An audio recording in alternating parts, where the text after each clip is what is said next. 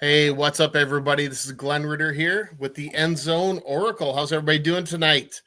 All right. Well, got a great show planned for you. I'm, again, your host, Glen Ritter, joined by my good friend and brother from another mother, Josh Ritter. So we've got a great show for you tonight. We're going to go through a lot of great stuff. We're talking fantasy football this week. A lot of great things happened this past weekend. We'll talk about Josh and I have matched up in our league over the weekend, and we'll talk about that. But also we'll talk about some of the injuries that have popped up, some of the people coming back from injuries, and let's see. Just some of the people to start, some of the good matchups this week.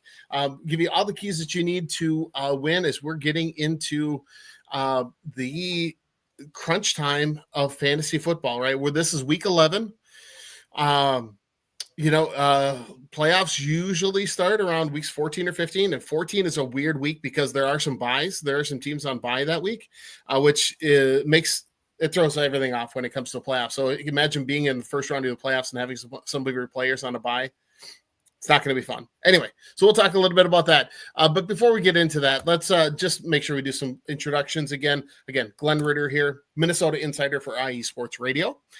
You can find me here every Wednesday night hosting the End Zone Oracle, but also I follow the Vikings, Gophers, Twins, Timberwolves, Wild, all the Minnesota teams, and really follow them pretty closely. So also you can find me on both on Twitter at Gritter13 and on TikTok, which is IESR Minnesota. Always have put out little short videos on the TikTok, especially doing previews for the Gophers and Vikings this time of the year, recap of Wolves and Wild games and things like that over the week. So you check me out there. And Josh, how can teams find you, and which teams do you cover so that everybody knows how to find you? Yeah, they can find me on X at JoshRitter13 and on TikTok at Josh.Ritter57. I follow teams from all over the place. For those of you that listen every week, you know I'm not a regional guy. I live in Northern California, and none of my teams are here. So I follow the Miami Dolphins, the Phoenix Suns. Where else but IE Sports Radio can you see a guy wearing a Dolphins jacket and a Phoenix Suns hat? Nowhere else, I promise you. Also, the two-time champion Florida Panthers and the Oregon Ducks as we push towards the playoffs for the Ducks, and a little bit of North Carolina basketball and the Toronto Blue Jays, who came this close to winning the World Series. So, ups and downs for my teams, but they're kind of all over the place. Yeah. Great. Yeah. And speaking of the Ducks, we'll be talking about the Ducks matchup with the Gophers Friday night this week. So we'll try to find a couple of minutes there to chat about that. Although I think that's going to be a huge Oregon Ducks win. So it looks like we've got a few people watching already. I did talk to both my sisters today, and we're going to hopefully they're going to try to jump on and ask questions. So Sherry or Lynn, if you're out there, throw a little message in the chat, and we'll put your message up on the screen and chat about it. So because we're all in the same fantasy football league together, and I'm facing Sherry this week, so we got to make sure we pull out a win. But anyway, let's go back to last weekend. Let's talk about some of those big players from this past weekend. I think one of the surprising players was, well, first of all, running backs were huge this past weekend. They just all the big names went off, which was fantastic. If you had them, you and I each had one in our matchup this week, which was great. You had Jonathan Taylor, I had Jahmyr Gibbs. So you got a little bit of the better end of the deal on that one. But I had HN. I had HN actually. Oh, HN. Sorry, you had HN. Yes, no, I forgot. Yeah. Thankfully, I didn't face Jonathan Taylor because that would have been even worse. You see, he was amazing in Berlin on Sunday morning. But leagues, I didn't face him at all. I don't know how that happened, but I'm thankful. Oh, in 8 leagues, you didn't face him at nobody in the 8 leagues. Wow. Nope. Yeah. Well, good luck. Congratulations to you on that, being able to dodge that bullet. Exactly. He's been, to me, I think he's been the MVP of the season. Yes. Quarterbacks, amazingly enough, do you know which quarterback had scored the most points in our league this year or this last weekend?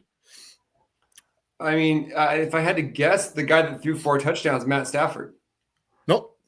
No. Okay. Davis Mills. Wow. There you go. I know, and we were talking before that, like Davis Mills. How's he going to do anything? Up, really pulling back or pulling out the comeback victory against Jacksonville for the Texans. So that was great. When it comes to receivers, again, it really wasn't a lot of big name guys that went off. I think probably the best player was Drake London for the Falcons. Again, winning in Berlin. I think he had a touchdown, over 100 yards of receiving. He caught a 2-point conversion as well. So, he had a pretty solid week. Jameson Williams has been on fire. He scored a touchdown the last 2 weeks. So he's heating up as the season's going along. And then Jalen Naylor was kind of the one bright spot for the Vikings offense against Baltimore. Yeah. Had a huge catch down the sideline on the first drive, scored the touchdown, which was a great catch. So he's somebody that's kind of heating up there. Let's see. Tight ends, Trey McBride and George Kittle, kind of your usual suspects when it comes to tight ends. Those are the guys that are always going to be in your lineup. Really wasn't any underrated guys that jumped out this week. And then obviously the defenses, there were 2 that had massive weeks. One was Seattle for you against me, scoring 2 touchdowns defensively, which, again, got to go back to our matchup. We had our 2 teams had more points than any other team in the league. And you outscored me by like 9, I think, right? And it was like 1. And it was all the late games. So the amount who was going to win was always back and forth in the late game window. And at 4:00 Pacific time, I thought you were going to win. And by 4:30 Pacific time, with a couple late touchdowns for George Kittle and I think Jahmyr Gibbs, it went the other way. And I needed Jahmyr Gibbs just to help keep me in the game after Devon Achane really went off. In the morning or the early game, but Seattle in that afternoon game, all of a sudden I look at the score, it's 28-0, and they have 2 defensive touchdowns. I'm like, well, and I think my defense I had Detroit's defense who got me like 2 points, and you had like 21 out of the Seahawks. So they were huge. And the Joey Jets, your guys get a kickoff return and a punt return for a touchdown, getting another win, 2 in a row. I mean, and your Dolphins got another win too. You guys are coming up smelling roses. The Saints won. Like all these teams that were supposedly playing for draft picks all went out there and won games. So it was crazy. Yeah, well, and it messed up all of our picks and the hope you didn't stream a defense for us. Pick contest. We'll chat a little bit about that, but our teams did perform well this week, so that's good. Some of the worst performers of the week, I look at Sam Darnold really laid an egg. Jordan Love on Monday night was awful. Bo Nix. Well, first of all, were there any other big time players that I missed that you had on your list? I want to highlight Caleb Williams. Oh, okay. He's had a rough start to his year, but he really has started to come on. And he's getting those rushing. Sorry, I drank and I swallowed wrong, of course, while I'm live. I know where you're going with that because Caleb Williams, when he's had a good matchup, he has put up really good points. They were talking about that on our I was just watching on the NFL Network before I came down here. The Bears are starting to come on, and Caleb Williams, the light bulb's starting to go off, and he got 63 rushing yards, which was the piece of Caleb Williams that I thought you would get coming out of college. You'd get those rushing yards, and it really hadn't happened, but he's starting to get those. He had a rushing touchdown, two total touchdowns in the game, 220 passing yards. That's someone that for a guy that maybe you have a quarterback that's injured, maybe you had Jaden Daniels as your quarterback and you got to find someone that is starting to come on that might be available that you can look at and say, hey, that's the guy I could pick up. Yeah. Or even if you've got Daniel Jones, who Colts are on a bye this week, could be a streaming option for you if he's available in your league. And he might be a better option than Daniel Jones going forward. Just to throw it out there. because like the Colts are so run focused. So just throwing that out there. So and then one other guy that's becoming a very consistent producer and one of the better running backs in this year, fantasy wise, is Travion Henderson. The farther into the season he goes, the better he's getting. He had 147 yards and 2 touchdowns in the game, and the Patriots offense is humming. You have to respect the passing game there, even though they don't have the best receivers. They're producing. So Travion Henderson is getting opportunities against light boxes, and he's taking advantage of it. And as he's getting through his season, he's getting better. And so he's someone that you can rely on in the playoffs, I think. Yeah, he's definitely stepped up. The past couple of weeks, I picked him up in, I think, my family league. So I've got him on my. There we go. Larry B is in the house. I love the. Wait, I gotta. Yeah, take us off the screen so people can see. Yeah, let's. We're gonna take each other off. I'm gonna take us off the screen here real quick.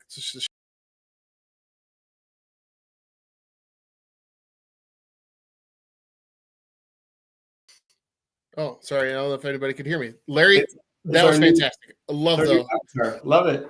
Yeah, very creative. All right, we got a new background going forward. Perfect. Anyway, where was I going with that before? Travion Henderson. You picked. Travion Henderson. Yes. Yeah. So, yeah. And Larry threw some comments in here.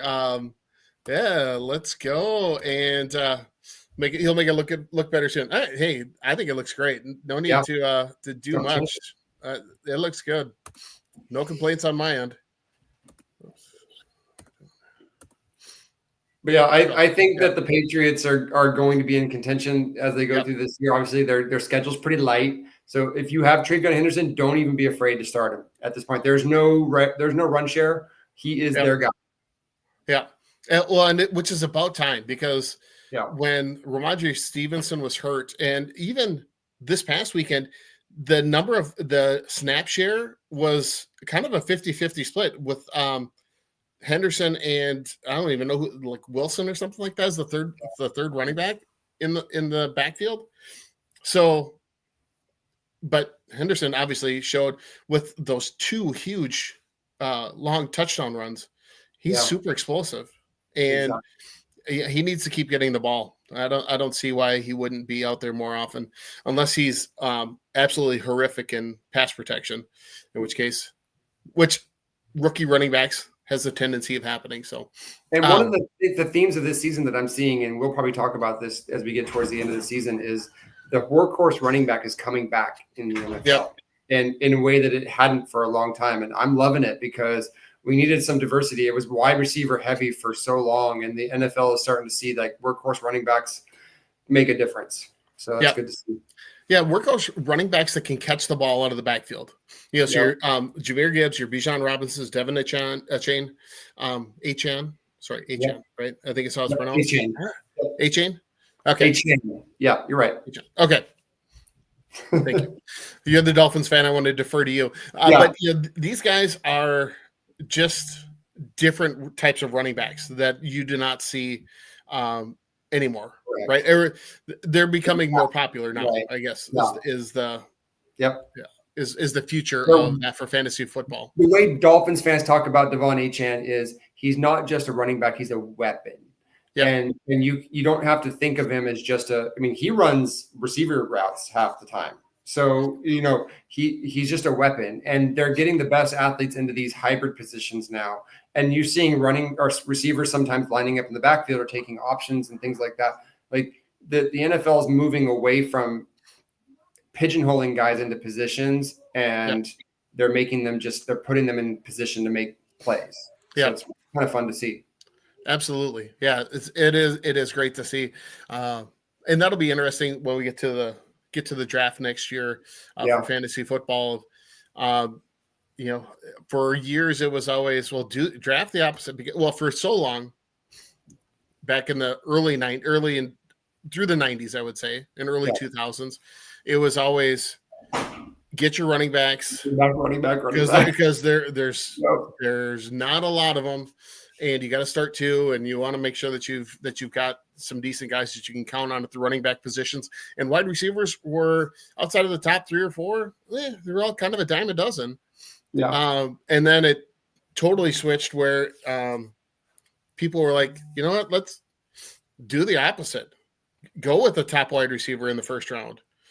Go with a top tight end in the first round, because that player is going to be so much better than the average guy. Correct. And anyway, so it's been a change in that respect. So, but anyway, let's get back to our some of those worst performers of the week. I talked about the quarterbacks. Nix, Love, Darnold, really all had subpar weeks compared to what they had been doing earlier in the year. To me, Jordan Mason has really been phased out of the offense because Aaron Jones has looked really good since he came back from that hamstring, from his injury. I think it was a hamstring injury.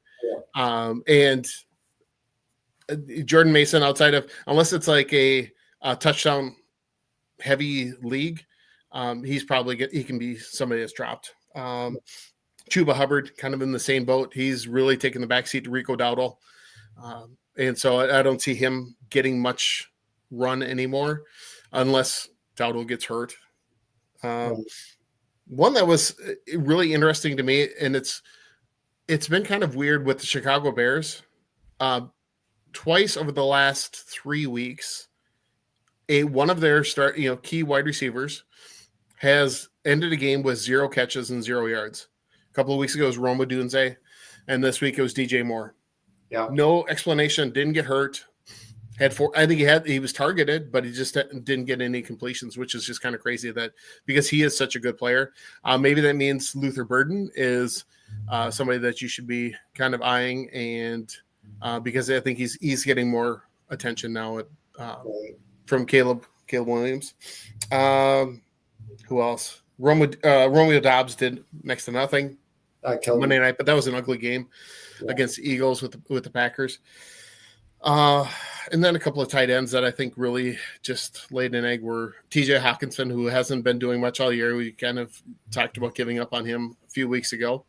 But Brock Bowers really had a rough week as well. After having such a huge week the week before, where he had 3 touchdowns and was just dominant. Last week, not so much. Any other players that really stunk it up that last week that I missed? I have a couple, but before I do, I'll just say I'll defer to you on Hawkinson. But every single time I bench him, he has a decent game, and every single time I start him, it's a goose egg. Yeah, and I just don't know what to make of him anymore. It doesn't seem like he's a big part of the offense, but when he catches the ball, it's usually like close to the end zone, if not touchdowns. And so and with the lack of depth, and he's really frustrating to have as a fantasy owner. And I think I drafted him in 3 leagues, so it's been a really well. And the premise behind drafting him made a lot of sense. You have a young quarterback. Young quarterbacks tend to rely on tight end to get into rhythm, find them underneath, that dependable target over the middle that can usually get open in a zone and just kind of settle down and just catch those passes. But Hawkinson has really not done well this year. So I don't know if it's anything in particular about the offense or if he's wearing down in his maybe as old as he is. I don't know. Yeah, I don't know. But a couple other guys that stood out to me that kind of were shocking with Emeka Egbuka and Mike Evans out. You heard last week I'm big on Tez Johnson, and he did great. But Sterling Shepard, 3 catches for 20 yards. I don't understand. How has he faded so far back? Does Baker Mayfield not trust him? But with 2 receivers down, you would have thought he would have gotten more play. I know they played a tough defense in the Patriots, but that was Egbuka, went off for over 100 yards and a touchdown. Yeah, he did. So that was really kind of frustrating. And then another enigma tight end. This is what tight end for me this year has been such an enigma. And I got a good one to pick up later in the show. Sure. But Evan Ingram. Yeah. He's a good player. And for whatever reason, I know that Troy Franklin's really taken off in Denver, but Evan Ingram you would have thought for, like you said, a young quarterback in Bo Nix, a tight end you're going to lean on. He barely gets targeted. I watch those Denver Broncos games because they're usually a late window game, so I'm not focused on the Dolphins. And he's always out there, but he doesn't get targeted. Right. Yep. And so 2 catches for 12 yards, like it's frustrating because he's a talented dude and he just doesn't get targeted. Yeah, absolutely. He is definitely somebody that should get more catches and targets there in the Broncos offense, but not sure why. Yeah. You should be, especially in a Sean Payton run offense, shouldn't he kind of be filling that Jimmy Graham kind of a role? But exactly. Yeah, I would have thought he would have been one of the top tight ends in the league this year, and it just hasn't happened. Oh yeah, and I remember I think in my family league, I was planning to draft him, and my son kind of knew that I was going to be trying to draft him, and he snaked him and took him in front of me. I ended up pivoting to Tyler Warren, and I've been pretty happy with that decision. Yeah, that worked out okay. So Noah, if you're watching, I got you. All right. So let's talk some more. Let's talk about some injuries because we do have some injury updates to go through. First of all, Joe Burrow. The Bengals opened up the 21-day window to potentially bring him back from the IR list. So probably not going to be activated for this weekend's game, but could be for next weekend or the weekend after. Not sure exactly when he'll be, but if he's out there on the waiver wire, pick him up. I heard something about him. They play on Thanksgiving, I think, or maybe they don't, but he wanted to play that week. So I'm thinking a couple weeks. Okay. Yeah, I've heard that. It depends. Does Cincinnati actually win any games between now and when he's ready? Because at what point do you just say it's not worth it? But we'll see. Yeah, it's a good point. All right, let's see some other ones. Jaden Daniels, the dislocated elbow is going to be reevaluated after their bye in week 12. So he's out this week, and then on bye next week. So maybe in week 13 he will be back. Trey Benson, who got injured earlier in the year with I believe it was a high ankle sprain, was originally supposed to be a 4 to 6 week injury. There's talk that he will be potentially coming back next week, I think. So if you want to get ahead of the waiver wire for next week, you can pick him up this week, stash him on your bench. For sure. And if you have faith in the Arizona Cardinals offense to run the ball well, because he did show that he was pretty good. Yeah. After James Conner went down with injury, but then he went down with injury like a week or two later, and it has been a rotation of running backs ever since there with Bam Knight, Emery DeMarcado, and who am I missing? I don't remember. It was Michael Carter for a bit. Running back, the former Jets running back. Yeah. Anyway, that's a situation where if you got a guy like maybe Travis Hunter, who you're going to talk about in a second, got an IR spot, he's not coming back, pick him up. Don't pick him up with the intention of starting him. Just pick him up with the intention of putting him on your bench and seeing what they use him as when they bring him back. And maybe if they use him really heavily, then there you go. Yeah, exactly. Good point there. As you mentioned, Travis Hunter now is out for the rest of the season. And so you can definitely drop him, pick up somebody else. Marvin Harrison Jr. this morning had surgery for his appendicitis. So he's going to be out for this upcoming game. And Bucky Irving was back at practice today. I was not expecting him to play because I think everybody had listed him as being doubtful for this weekend. Doubtful. But we'll see how that injury plays out the rest of the week. I'm guessing he's probably not going to play this week, but they're just trying to get him on the field and moving around a bit. But that means hopefully next week he'll be back to be able to put into your lineup. Yeah, exactly. I've got him in a couple of leagues, and that's been really and really rough not having him out there because he was really productive when he played. Yeah, exactly. So any other injury updates that I missed? No, you were pretty comprehensive. Okay, was trying to keep track of all of those. Oh. So some waiver wire targets to add. We've talked about some of these guys a little bit over the last few weeks. Woody Marks for Houston, would definitely be a running back that you should target. Tyler Algier is, again, a good goal line back and fairly productive back for Atlanta. Doesn't catch the passes that Bijan does, but he gets a good number of carries. And then Blake Corum as kind of a handcuff behind Kyron Williams and for the Rams. He did fairly well in that the last game against who were they just taking on? Was that Seattle? It's Rams Seattle? Oh yeah. Sorry. Thank you. Blake Corum.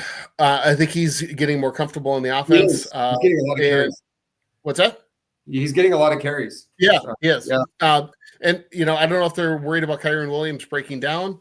Trying to keep them both fresh, so they're going to be both getting some carries. Yeah, there. So definitely somebody worth picking up if you have room. Wide receivers, we've talked about Troy Franklin a lot the last couple of weeks.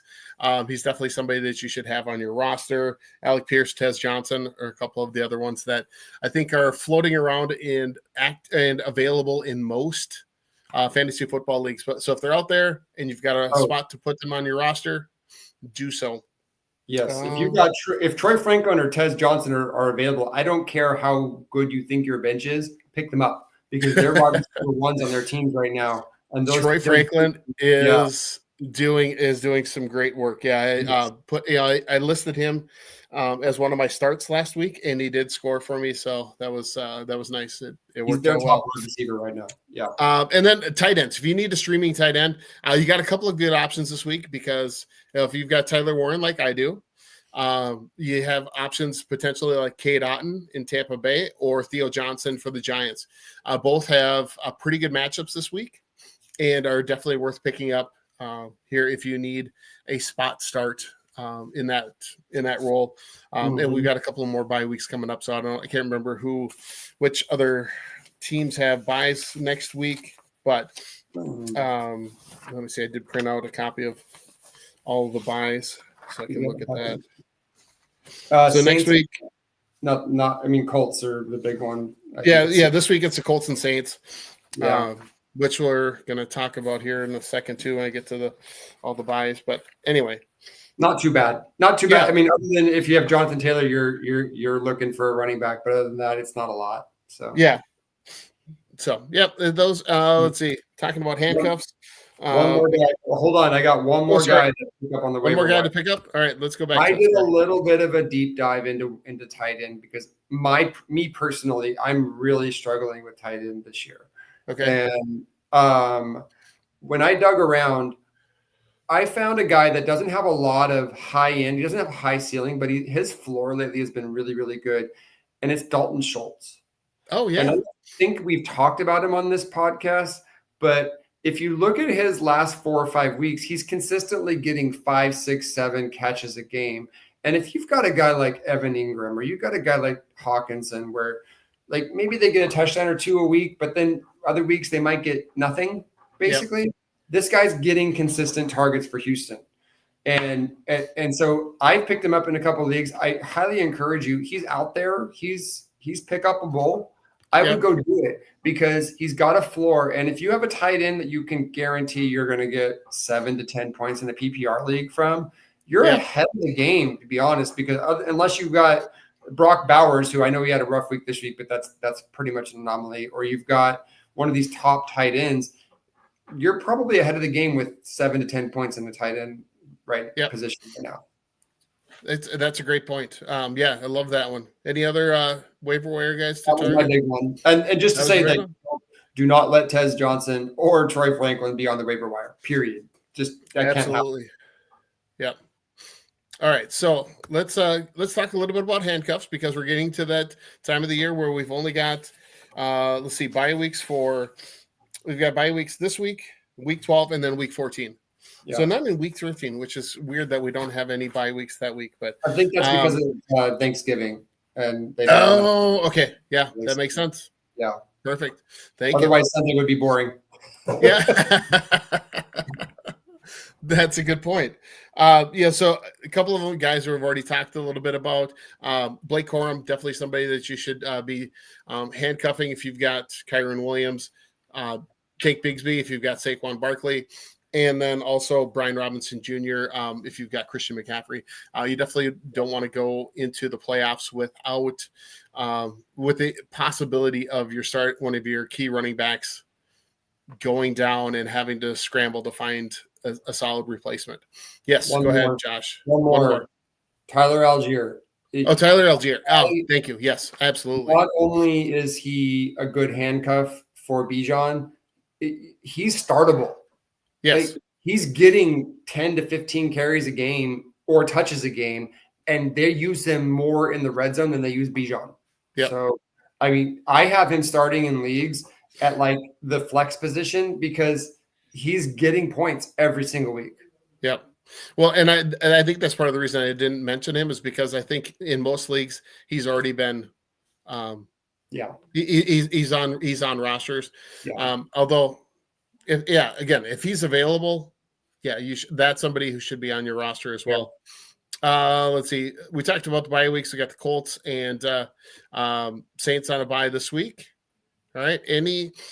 So those kind of the main guys to look at there are the Jonathan Taylor and Tyler Warren, Daniel Jones, the guys that you'll have to worry about. No Saints. I guess you have to worry a little bit about their receiver Olave, but you are relying on him for a lot because the Saints offense just isn't producing. So. I mean, I think I consider Olave as a flex option. I don't necessarily. I wouldn't put him as maybe a wide receiver 3, depending on how many wide receivers you start. But I wouldn't. Just with that whole Saints offense, I really wouldn't give a whole lot of time to him there. So, all right, let's switch over to our start, sit, quit segment. We'll do that really quick before we take a quick break and come back for the rest of the show. So for me, the guy who I would say you need to have in your starting lineup is not somebody who has been in most starting lineups for much of the year this year, and that's Travion Henderson. We talked about him earlier. He is getting the carries for those Patriots. Patriots are a good-looking team. Brian, if you're watching, good job. Kudos to you for being a Patriots fan and sticking with those guys because Drake May was not very good last year, but he has been great this year and is somebody that you should definitely have in your lineup. The person who I would say should be on your bench is Breece Hall. He doesn't have he's just so inconsistent. It's hard to put him into your lineup unless and I happened to do this a few weeks ago when he scored. Did he score 2 touchdowns and threw a touchdown pass in that Jets game against? Right. That was the 1 week where I started him in one of my leagues, and it was just amazing. But otherwise, he's been sitting on the bench because I don't trust him to really put up any yards. The whole Jets offense is just it's just a mess. So that's somebody I'd stay away from. And then the person to quit, who used to be one of the best wide receivers in fantasy football just a few years ago when he was in Los Angeles for the Rams, is Cooper Kupp. He just doesn't have it anymore. He's getting passed up. First of all, Jackson Smith-Njigba is a superstar. He is one of the top 2 or 3 wide receivers in all of fantasy football, and he's the number 1 this year, hands down. But then I think was it Tony Horton? I think is the backup who had a pretty big game a couple of weeks ago, and I just don't. And then Elijah Arroyo as the tight end, the rookie tight end, he's getting a lot more attention. So I just don't see Cooper Kupp being worth a roster spot anymore. How about for you, Josh? So my start of the week might be a little controversial, actually, because his coach called him out in a press conference. So Mike Tomlin, when he was asked about Aaron Rodgers last week, who had a really bad performance, and I had him on my worst performers list this week, actually. They asked him, what do you think of Aaron Rodgers' performance? And he basically clapped back at the reporter and said, did you watch the game? What do you think? Which was his way of saying it was really bad. Without saying it's really bad, he said it's really bad. Yeah, and that Pittsburgh offense has been pretty bad. But I will tell you, Aaron Rodgers has a way of coming back strong when people don't expect much from him. I've seen him do it against the Dolphins when he was with the Jets. And that Cincinnati defense is a wet paper bag. Okay. Oh, yes. It is the worst. They're vying with the Cowboys for worst defense in the last 10 years right now. It is horrible. And I expect Aaron Rodgers to have a big performance this week. I'm really big on the Steelers this week. I think that they're going to score a lot of points on offense. So I'm just going to throw it out there. Like if you've got a decent quarterback but not an elite quarterback, and Aaron Rodgers is sitting on your bench and you're like, that guy did nothing last couple of weeks, this is the week that I think he's going to give you 25 to 30 points. I would start him. So it's a little out of the left field, but the matchup is great. No, that makes sense. Yeah. As far as bench, this is a sneaky one, but because you wouldn't think that the Dolphins have a decent secondary, but they've actually been playing pretty well, and they're like 5th in the league right now in fantasy points against from wide receivers, which I wouldn't have expected at the beginning of the year. And a lot of that's because their run defense has been really, really bad most of the year. But Juju Brents came out of nowhere this week and played really, really well. And they've actually been doing really well scheming against the pass. And Deebo Samuel doesn't have his quarterback. And with Marcus Mariota, he's looked like the worst quarterback in the league the last few weeks. So I would bench Deebo Samuel right now. I wouldn't trust him. Doesn't mean he can't have a good game against the Dolphins, but I just don't think that the Washington Commanders are going to be able to pass the ball against the Dolphins this week. I have a feeling they're going to get down early. That team is just really injured. Their defense is really, really banged up. So Miami's chances of jumping out on them are pretty high, which means they're going to get that pass rush pinned back. And I just don't think Marcus Mariota is going to be able to hold up. So that's a sneaky one that even though the matchup on paper, 3-7 Dolphins team looks pretty good, I wouldn't trust it. Yeah. And that's a good point. And for Washington too, I mean, Ja'Cory Krosky-Merritt has been awful since the first couple of weeks of the season. So the running game is non-existent there in Washington. So that makes a lot of sense. Yeah. And then give up on, we've talked about this before, but I'm completely out on this guy now. He burned me again this week, Courtland Sutton. Troy Franklin has taken over that number one receiver role for the Broncos. And really Courtland has been kind of disappearing. He gets a couple deep ball attempts a game, but for whatever reason, it's not connecting. There's a lot of issues when he throws to Courtland Sutton that he doesn't seem to have with Troy Franklin. And I just think that the trust is going away. And I don't know if it's a Bo Nix problem or if it's a Courtland Sutton problem. It just seems like whenever I watch the Broncos, every pass to Courtland Sutton just isn't on target. And I don't know what the deal is there, but I don't trust him to have consistent points anymore. So that's who I would be giving up on. Okay, good points. Yeah.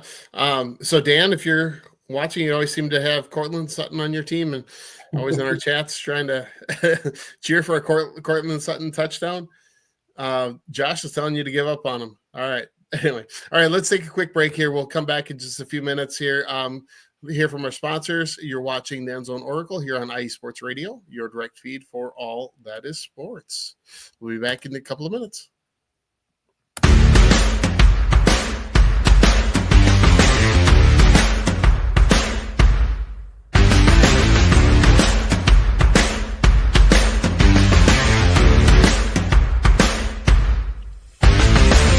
IE Sports Radio fans, this show is brought to you by Planet Jerky Premium Brisket Beef Jerky. Planet Jerky is the official jerky of the 2022 California League champion Lake Elsinore Storm, single A affiliate of the San Diego Padres. This all brisket jerky has gluten-free options, contains no MSG, no sodium nitrate, is low in sugar, and high in protein. Go to their website at planetjerky.net and follow them on Instagram at Planet Jerky. Planet Jerky, the jerky that's on a whole other planet.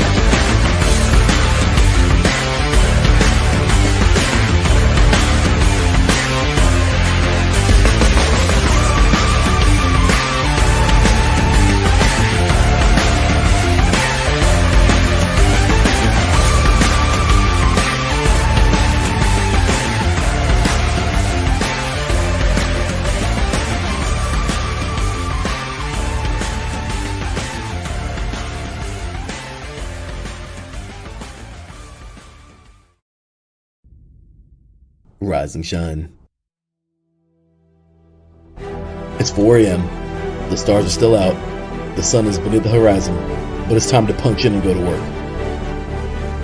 The comfort of your warm-ups turns into the grinding out of your reps as the clinking and the clanking of the plates create a symphony of euphoria. There's no other feeling like it. Earn it, burn it, and take what's yours.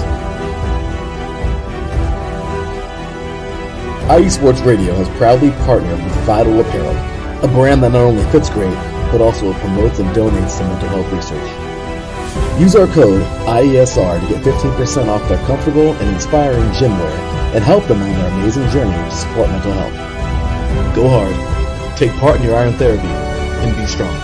Because when your mental health is as strong as you are, there's no telling how far you'll go.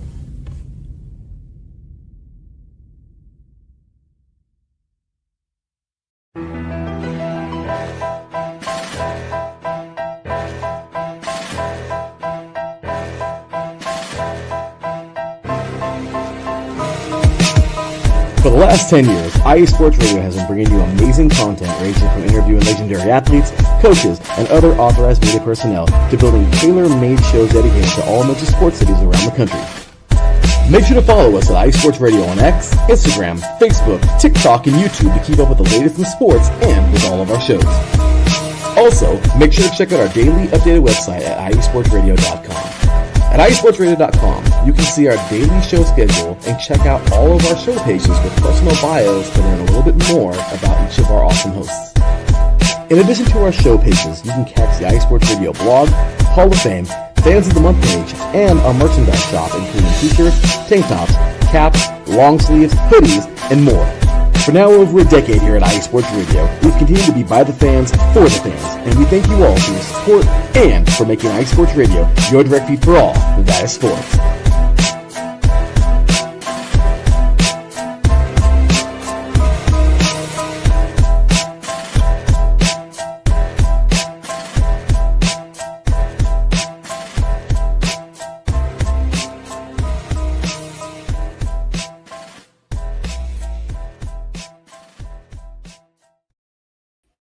All right. Welcome back, everybody. Thanks for coming back. Be sure to check out all of our sponsors, right? Planet Jerky, premium brisket beef jerky. Absolutely fantastic. Great high protein snack, no fillers, just quality brisket. Fantastic. I always say this every week. I always have a couple of bags in the house, or at least one in the house and one in my office at work. So check that out. If you need any workout gear, Vital Apparel. Got great comfortable stuff. Equipment gear, shorts, shirts, anything to work out in. Use the promo code IESR and get 15% off of your order. And for every purchase that they receive, some money funds do go back to mental health support services. So great cause there. So please check them out. And then again, here at IE Sports Radio, follow us on X, Instagram, Facebook, TikTok, YouTube, all IE Sports Radio sources, right? So follow us on all of those social media places, because that's where you can get to see our show, all of our shows. This is the 11th episode of the End Zone Oracle. We've got our 3 and Out show with the keeper of everything here with IE Sports Radio, the Larry B, the king of all things at the IE Sports Radio organization and the station. Keeps everything running. He does, did our wonderful little backdrop there, and just keeps everything running here in with the station all across the country. We've got 8 different shows that are weekly shows. There's one dedicated to baseball, one for basketball, one for hockey, one for soccer, the fantasy football show that you're watching right now.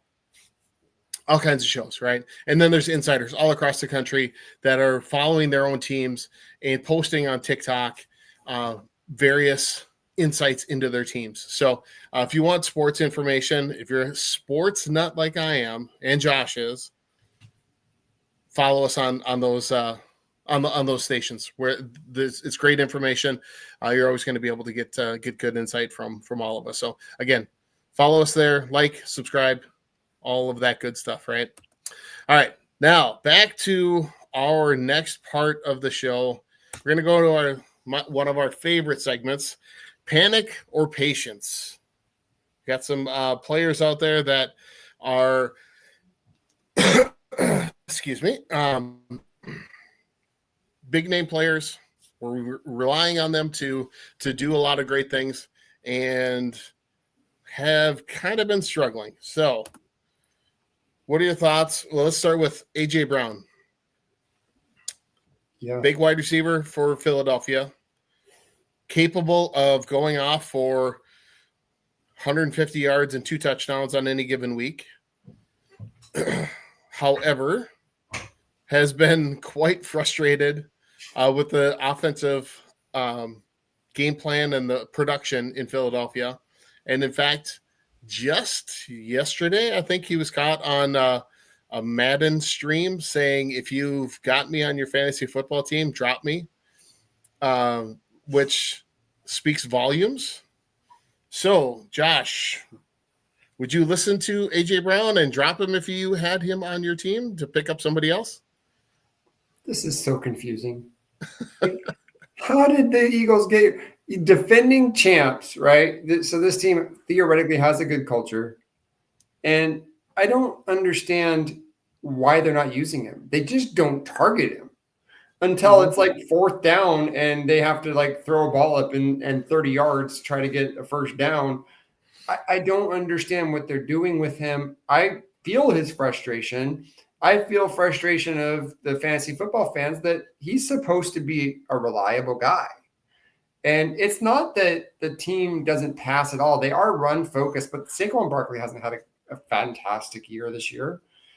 I just don't understand what they're doing. So I'm leaning towards panic with him. You can't drop him, but unless you have significant issues at wide receiver, the wide receiver position is so deep right now. I'd probably start Troy Franklin over him right now. Right. I'd probably start Tez Johnson over him right now. And there's no way any of us would have said that in September. And he hasn't been hurt. So it's not a position where it's just like, oh, he's been in and out of the lineup. No, they're just not targeting him. And I don't get it. I understand why he's frustrated. We predicted, I think I said it in early October that he was going to be on a different team by the end of the deadline. And here we are. There were no rumors of them trading him. I don't understand what's going on there. It doesn't make any sense. But I panic. I wouldn't start him unless you just have to. Yeah, it's the whole, and really when you think about it, there isn't anybody for the Eagles that has really played up to their expectations this year, which is again weird coming off that. They're winning ugly games. They're still winning. But they're winning ugly. Yeah, they are. They're winning. Yeah, I think it's the defense that's doing that. How about one of my favorite players, Justin Jefferson? With the way that the Vikings are playing, the way that J.J. McCarthy has been playing, at least this past week. Again, 2 weeks ago against the Lions, great, or he played pretty well. They got the win. But Justin Jefferson really hasn't been getting as many completions or been getting as many targets as what I think he should. And I think part of it is all defenses are trying to double team him on every single play and take him out of the game. So then J.J. McCarthy has to try and find somebody else to throw to, which is part of the reason Jalen Naylor had so many points this past weekend. But are you I think I heard on a fantasy football show yesterday that he is like 40th in wide receiver points this season in fantasy football. I mean, I'm panicked from the standpoint of I expected him to be my number one player, and that's not happening. I'm not panicked enough to take him out of my lineup. Yeah. But you're right. That whole team's been, and we've talked about it. We talked about TJ Hawkinson. I'm a frustrated Jordan Addison fan or holder or owner. Like he's not he's very inconsistent. He gets a lot of deep balls, but he doesn't get much else. Right. Jordan Mason has disappeared since Aaron Jones came back. The whole team is just really confusing. I feel like they're trying to figure it out with JJ McCarthy, and it hasn't gelled yet. And he's not really looking for a guy. He's looking for whoever's open. And it's just really inconsistent from a fantasy perspective week to week. So yeah, every single one of these guys, you can regret benching them. That's yeah. the problem that you have is every week to week, you don't know who's going. It's almost like a Green Bay situation from a couple of years ago when it was like every week it was a different guy. That's kind of where you're at with them. And you just have to guess if you've got him in your lineup. But Justin Jefferson's one of those guys you just can't take him out. Right. You made your bed by drafting him. Now you have to lie in it. Do you try and cut bait by trading him if you still can? If you can get a really good player or two decent players, one really good player and a decent player for him, absolutely. That name will jump out at people. If you can get a middle of the road receiver and an elite tight end for him, that's a trade I would try to do. Okay. There you go. All right. Let's see. Obviously, we talked about Jaden Daniels getting hurt, but even before he got hurt, he really wasn't doing a whole lot. He was really going through a bit of a sophomore slump, I think. When he comes back, are you going to be putting him back? Would you put him back into your lineup if you had him? No, I would not. That for me, that was the most predictable regression of the year. Washington had like a 6 or 7 week stretch where nobody knew what to do with Jaden Daniels, and he was just playing out of his mind. The NFL always figures it out. And you saw that with CJ Stroud in the second year, and you can see it with Jaden Daniels in his second year. And the injuries have only added to it. But even when he's played, even when he's been healthy, he's not the same guy that he was last year because the NFL learns over the offseason, okay, this is what we need to do to this guy to make him uncomfortable. And then he has to respond to that. That's probably going to be something he does in the offseason. But right now, it's not good. I don't trust that offense at all. And I wouldn't put him back in my lineup unless I had no choice. Do you think the lack of Terry McLaurin, with him being injured so much of the year, had something to do with his regression? To some degree. Also, I think that the team's defense hasn't been great like it has been in the past, and they've been getting behind early, and it doesn't really fit into Jaden Daniels' game. Yeah.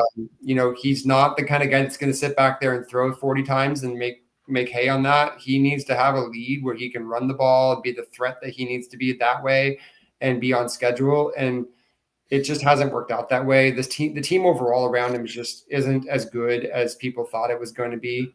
And I think that's really making it hard on him. And now that he's hurt, and when he comes back, is he going to be the same runner that he was? Because that's really where you got your fantasy value in him with those runs. And so probably not. So yeah, there's just not a lot of upside there anymore.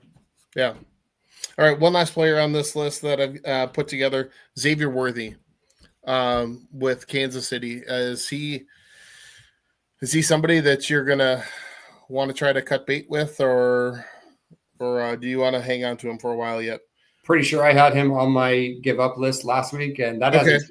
So that hasn't changed. Rashee Rice is the main threat there at this point, and I wouldn't start him. I wouldn't even roster him at this point. There's enough wide receivers out there you can find that have a higher floor. Like I wouldn't even have him on my roster. Well, yeah, I mean, like you talked about Troy Franklin, Alec Pierce.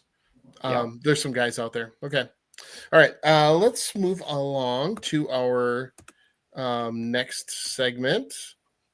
So let's talk about some of our favorite matchups of the week, because usually at this point of our show, we're always talking about, okay, here are the defenses you want to stream, basically looking for offenses you want players to go against.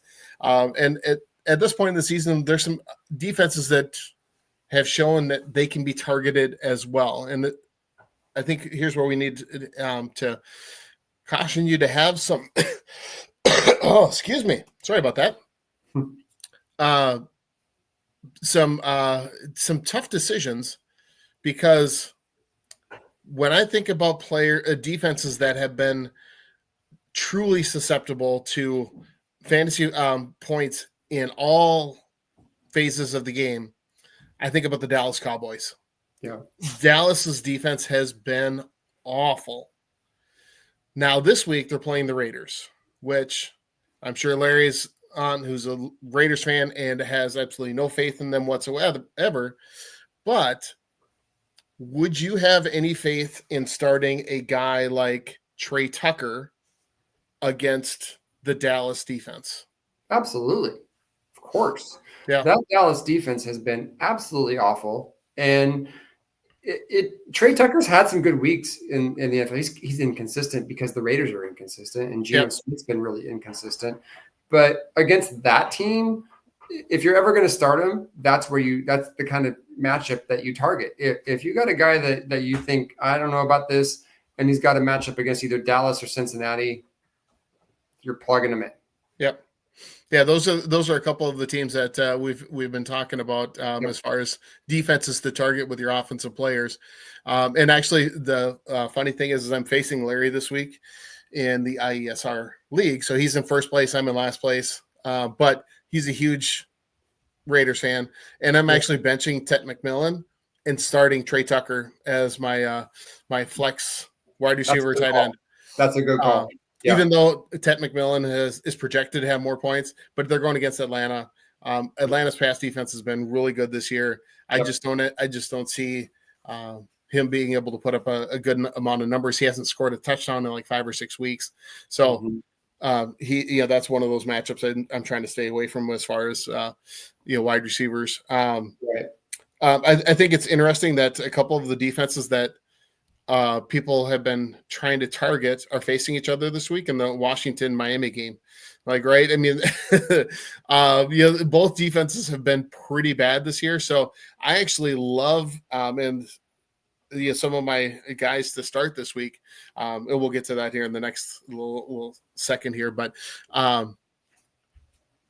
think the matchup for Devon Achane and Jalen Waddle against Washington are going to be those are prime starts this week. I think they're guys that you have to start, and because Washington's defense has been so bad. So I think I predicted Miami to beat Washington this week in our picks segment with the IESR group. But so I really like that matchup for those guys. And I think the Packers are going against the Giants. Oh, sorry, you were going to say? I was going to say, be careful picking Washington players, though. I don't trust that offense. And Miami's defense has gotten significantly better in the last few weeks than they were before. They shut down Bijan Robinson and James Cook in the last month. So be careful if you think, Ja'Cory Krosky-Merritt's going against that Dolphins defense. They've been really bad against the run. Josh has told me that they've been really bad against the run. And they were for the first 7 weeks of the season. But they've really turned it around. So just be careful. Whereas if that's happened a month ago, I would have said JCM, start him. Now, I don't know if I would go there. And I think you have to also look at how the offense has faltered over the last few weeks in Washington. So that's one where I agree with you. There isn't anybody from Washington. Maybe Zach Ertz would be kind of the only player that I think would be a potential starter. And that's because of the lack of tight ends in the league. Jordan Brooks has done a really good job on tight ends, though, so that may not even be a great. Oh, really? Okay. So you're the Miami Dolphins expert. So I know more about that all team. Of those stats in front of me. So so I wouldn't necessarily start any Washington players this week. Doesn't mean that it can't happen because the Dolphins have been up and down, but the way they've been playing lately, I would stay away. Yeah. And then some of those that are kind of least favorable matchups for your players. I think running backs going against either the Patriots or Seattle they're not able to get the running games going. So if you've got players facing them, so if you've got players for, let's see, the Jets play Patriots, you're probably not starting Breece Hall this week. So. Jets against Patriots on Thursday night. No, I would not start Breece Hall. Another reason to keep him on your bench. And let's see, who is trying to remember. Seahawks. The Rams are playing Seahawks. So, Kyron Williams, I think you have to temper your expectations for him this week just because of that matchup against Seattle.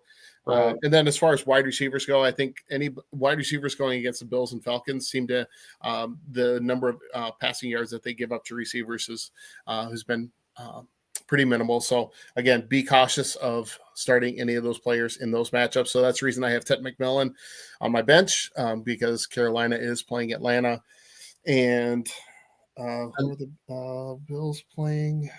The Buccaneers. So you have to temper my expectations for Emeka Egbuka too, I think. But he's somebody that he is proven to be matchup proof. I think Baker Mayfield gets him the ball. You got to start him. Yeah. You have to start him. Yeah.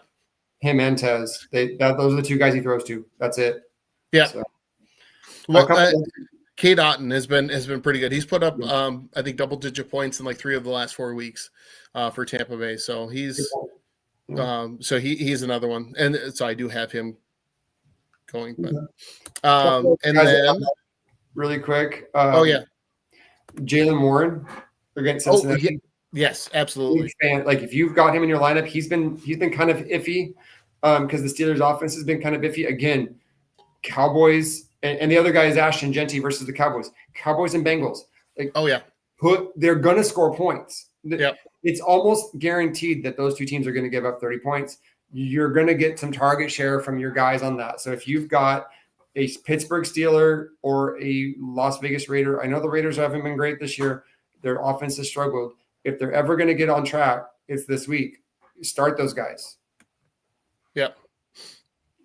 And we'll get some more of those start set players here in just a minute. But then also the streaming defenses. Again, we are looking at offenses that typically are rather inept. And those were always the Saints. Whoever's playing the Saints, whoever's playing, the Jets, whoever's playing the Raiders, whoever's playing Cleveland, right? Those are the defenses to target.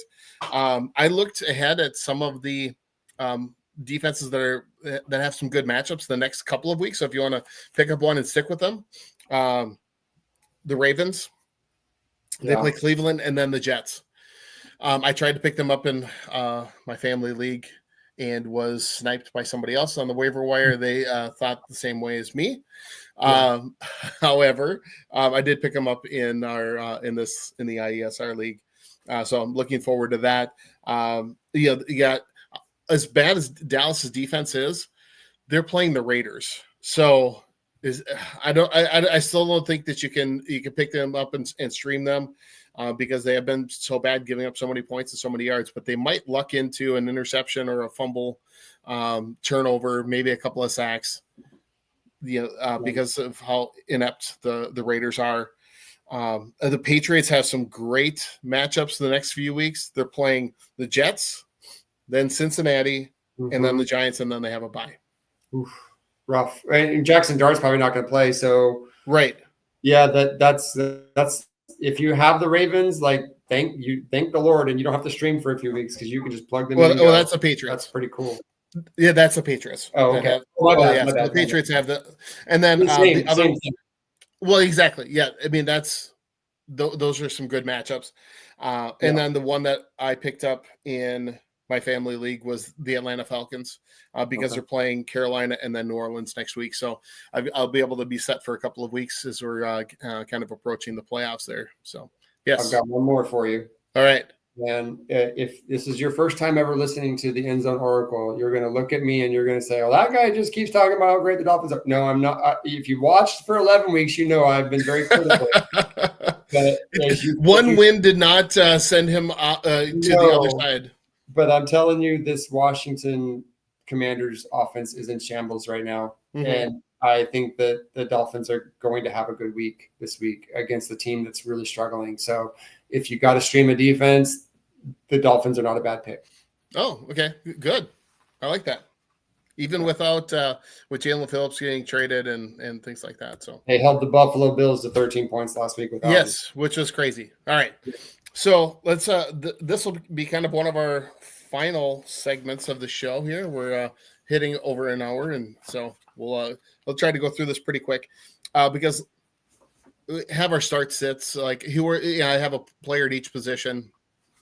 that I would start that I think is a good start. That isn't necessarily your Lamar Jackson, Josh Allen, Jahmyr Gibbs kind of players, right? I don't want to have some of those guys that are always going to be in your starting lineup. But so here are the few.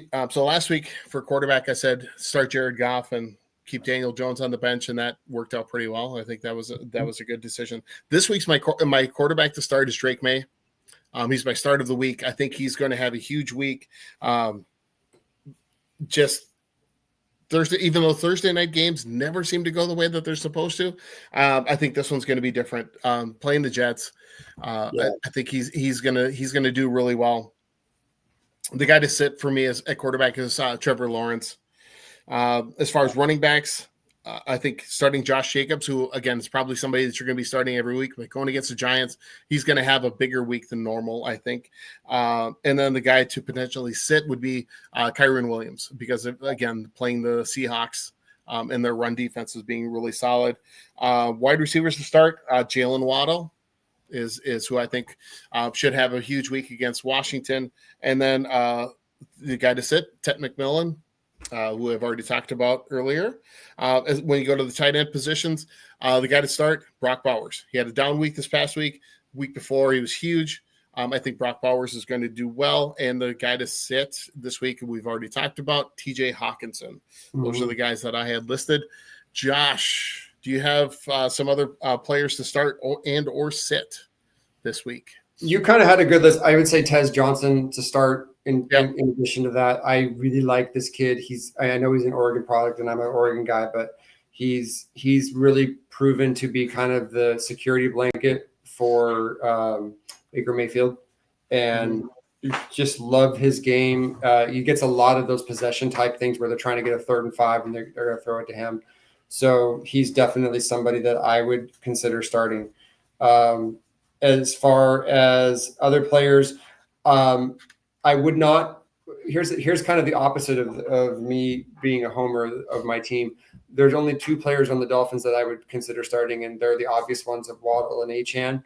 I know that I've gotten a question or two from people about like, hey, what wide receiver other than the Dolphins gets targets, because I need to pick up another wide receiver, and like other than Jalen Waddle is who's getting the targets, and the answer is Devon Achane. Right. Do not pick up Nick Westbrook. Do not pick up Malik Washington. Like Tua is only looking at 2 guys in the passing game consistently. Greg Dulcich is kind of like starting to come on the radar, but I'm just going to caution everybody. Like, you would think that there's going to be another wide receiver now that Tyreek Hill's out, that if the Dolphins starts picking up, which they have, like, go pick him up, like stay away from everybody else, because nobody's getting any target share there. So just a cautionary tale from that standpoint. And Devon Achane has just as many targets as Jalen Waddle. More catches. He has more catches and targets? Yeah. Okay.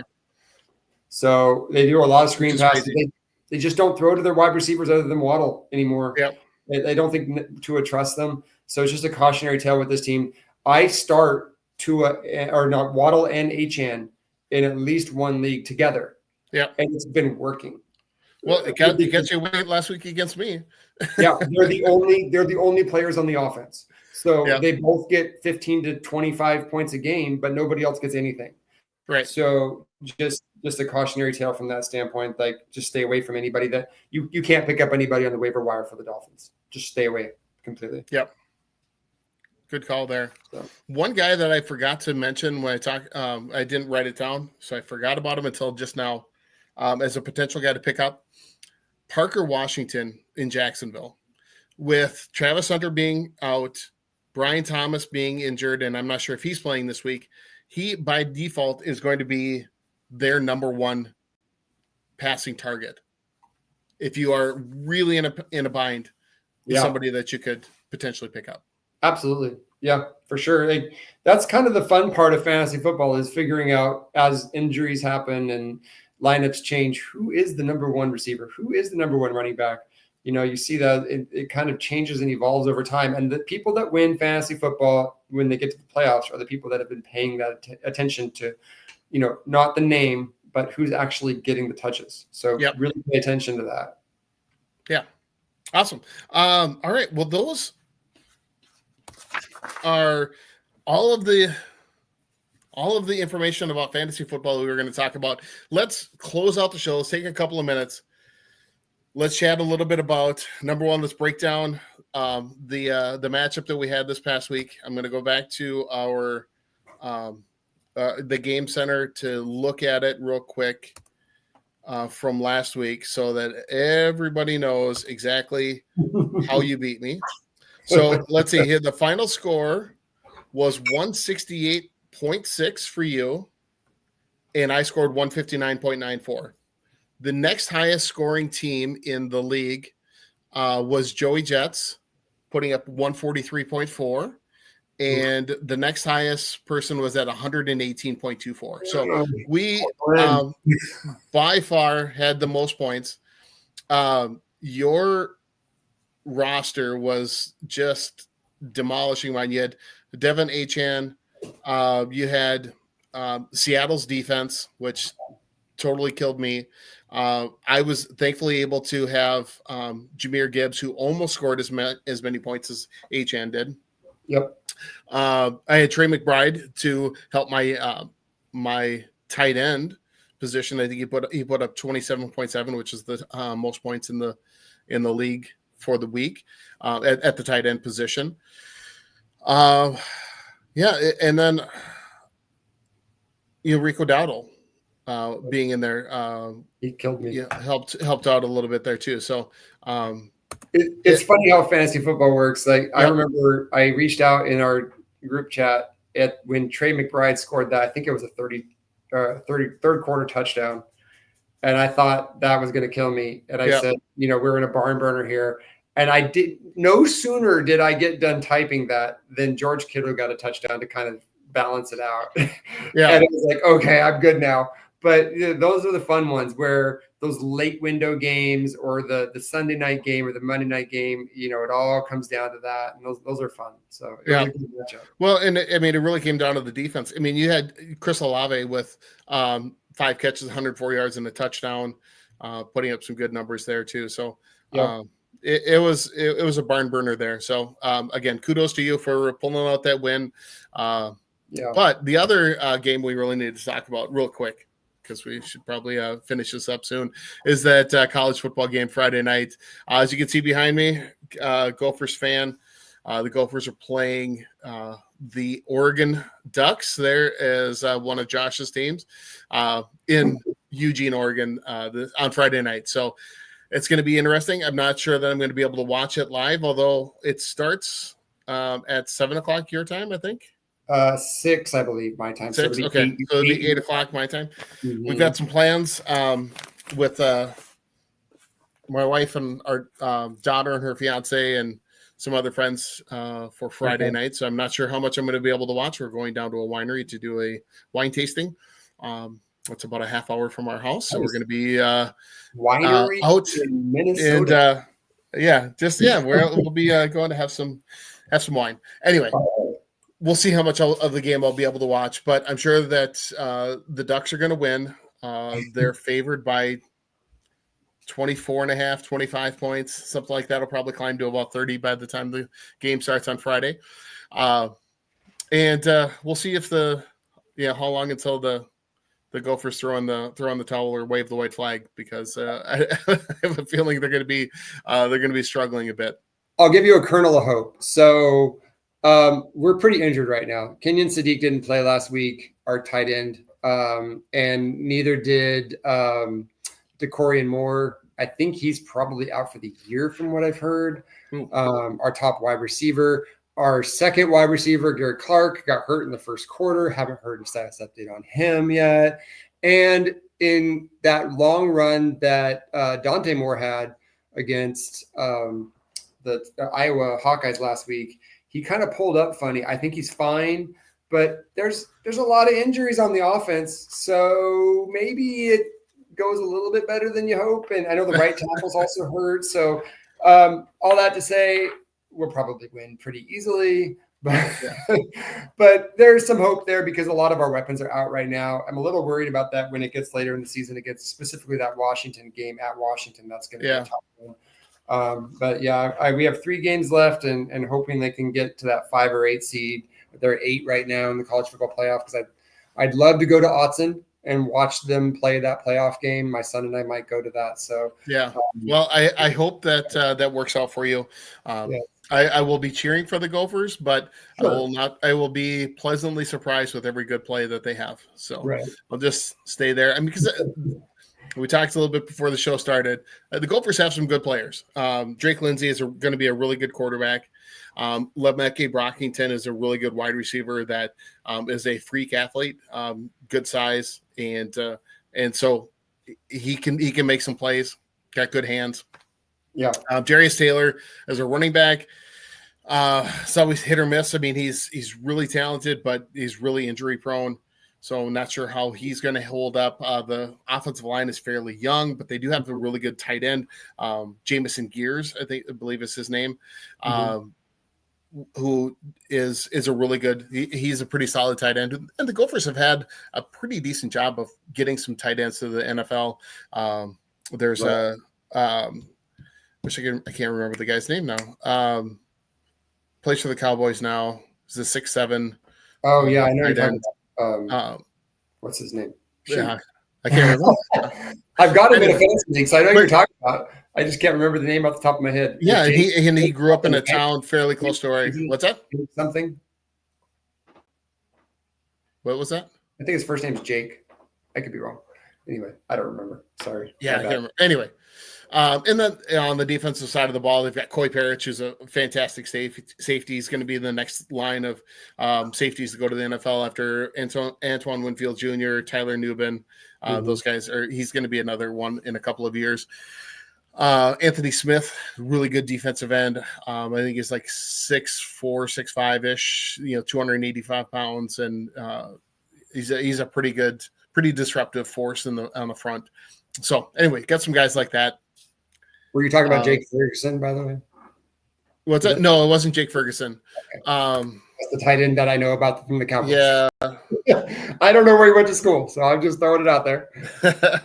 All right. I'll look it up real quick here just to. While you're doing that, just a PSA for everyone. If you're watching this the next day, because I know it records on YouTube, and you have a fantasy football question before Sunday, you can rewind to the beginning of this and get our Twitter handles, our TikTok feeds, whatever it is. If you have a question about your lineup and you want to get some insight from us, I know Glen and I are always available right around game time on Sundays.